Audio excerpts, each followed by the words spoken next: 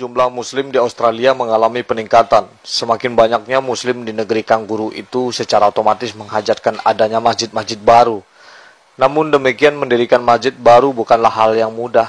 Maka membeli gereja untuk dialihfungsikan menjadi masjid menjadi salah satu solusi di negara persemakmuran itu. Di Brisbane misalnya saat ini terdapat 10 masjid. Beberapa di antaranya adalah pengalihfungsian gereja menjadi masjid.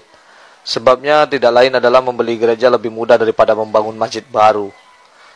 Gereja-gereja yang tidak dipakai dan tidak dikunjungi oleh pemeluk Nasrani itu dibeli kaum muslimin. Setelah itu atribut Kristen seperti salib, patung Yesus dan lain-lain dibersihkan. Juga dilakukan renovasi secukupnya. Hingga bisa untuk salat jamaah dan aktivitas ibadah lain oleh muslim Australia. Proses alih fungsi gereja menjadi masjid ini jauh lebih mudah daripada pembangunan masjid baru, terlebih setelah terjadinya peristiwa 11 September 2001. Ketua Program Pembangunan Masjid Algestar Brisbane, Abdul Rahman Din, menyatakan bahwa proses pembangunan masjid baru terkendala oleh keberatan sebagian masyarakat yang kurang memahami Islam sehingga perizinan pendiriannya mengalami kesulitan. Yang dikhawatirkan mereka biasanya soal parkir. Ada juga yang mengira pendirian masjid akan menimbulkan kebisingan karena setiap azan akan menghasilkan suara layaknya gereja membunyikan bel. Mereka takut masjid membunyikan bel atau azan 5 kali sehari secara nyaring. Dan kami bilang kami tidak akan seperti itu, ujar Din. Kenyataan ini membuat muslim Australia, khususnya panitia pembangunan masjid, termotivasi untuk lebih mendakwahkan Islam agar warga Australia semakin paham tentang Islam. Diharapkan tidak hanya mempersilakan pembangunan masjid. Warga Australia juga akan semakin banyak yang masuk Islam. Kesempatan ini terbuka lebar karena seperti penjelasan Din, sekitar 9 dari 10 orang Australia tidak mempraktikkan agama yang mereka anut. Tapi mereka akan berkata kepada kita sebagai muslim, saya tidak mempraktikkan agama, kamu mempraktikkan ajaran agama kamu dan saya menghormati kamu atas itu. Dan di Leverton, Melbourne terdapat banyak tempat tinggal warga Indonesia yang mayoritas dari Minangkabau, Sumatera Barat.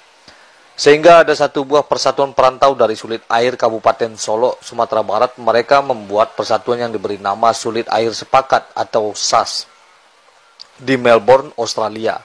Sebagian profesi mereka adalah pebisnis. Pebisnis properti asal Minangkabau ini dapat membeli sebuah gereja dan pekarangannya dengan harga $630.000. Bahkan harga pekarangan gereja itu saja setelah diolah dan dijual hasilnya melebihi dari keseluruhan nilai modal yang dibayarkan.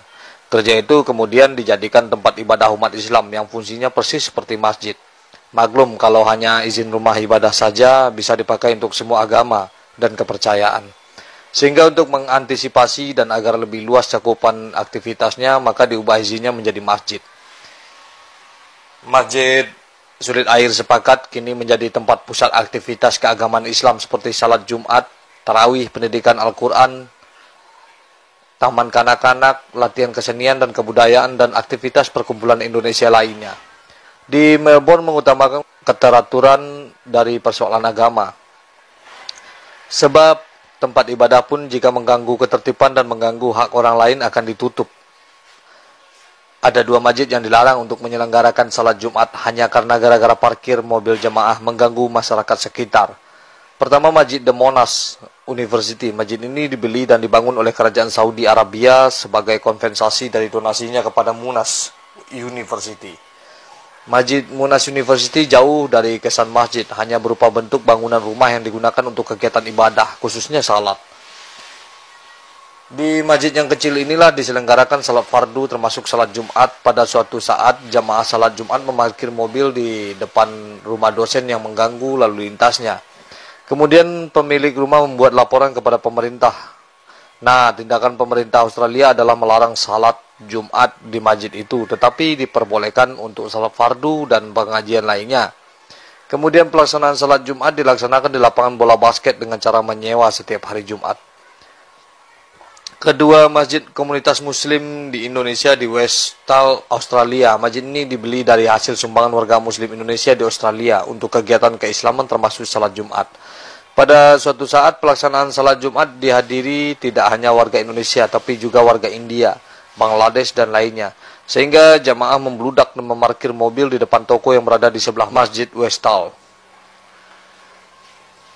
Pemilik toko protes karena pelaksanaan salat Jumat mengganggu pelanggannya, lalu ia melaporkan hal itu ke polisi. Pemerintah Australia kemudian melarang pelaksanaan salat Jumat di Masjid Komunitas Muslim Indonesia, meskipun aktivitas lainnya yang tidak mengganggu ketertiban masih tetap diperbolehkan. Umat Muslim di Albury sangat sedikit, tetapi mereka semangatnya tinggi untuk menjalankan agamanya. Tidak ada masjid khusus di Albury untuk menjalankan kewajiban salat Jumat. Namun semangat itulah yang membuat kreatif warga Muslim yang menyewa tempat tinggal di pinggir jalan raya dan bagian depannya memanjang seperti toko, merelakan bagian depannya itu digunakan untuk ibadah salat Jumat dan salat tarawih. Ketika jumlah jemaah salat Jumat melebihi kapasitas ruangan, ia rela membuka sekat pembatas ruangan itu agar lebih besar. Bahkan pintu kamarnya sendiri dibuka untuk dipakai aktivitas salat agar jemaah tidak meluber keluar ruangan. Jemaah tempat ibadah ini adalah umat Muslim asal dari beberapa negara yang sedang belajar atau bekerja di Albury. Semoga masjid yang didirikan oleh Sulid Ais Sepakar ini tidak seperti masjid yang ditutup di daerah Australia itu.